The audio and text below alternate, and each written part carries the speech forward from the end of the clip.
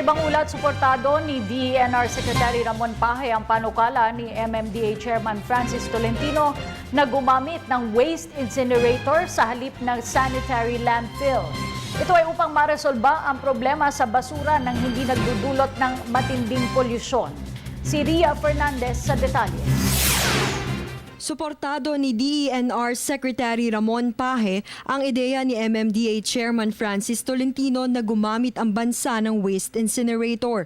Ito'y bilang kapalit ng mga sanitary landfill na isa umano sa mga sanhi ng polusyong hangin. Ayon sa kalihim, makatutulong ang waste incinerator sa kanilang problema sa basura. Bukod dito, kaya ring lumikha ng kuryente ang naturang teknolohiya lalo pat sa taong 2015 napipintong magkukulang ang supply ng kuryente sa bansa. Ipinaliwanag naman ng kalihim ang kanilang posisyon hinggil sa isyong masama umano sa kalikasan ng nasabing teknolohiya. Aniya, may basehang batas si Tolentino sa pagsusulong nito.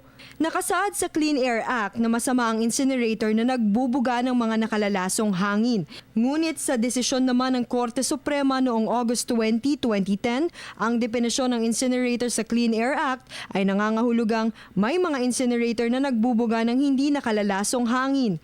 Sa madalit sabi, walang batas ang nagsasabing masama ang lahat ng waste incinerator.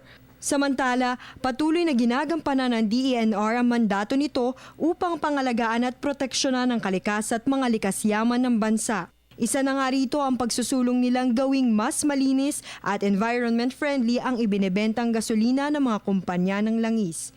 Para sa Telebisyon ng Bayan, Ria Fernandez.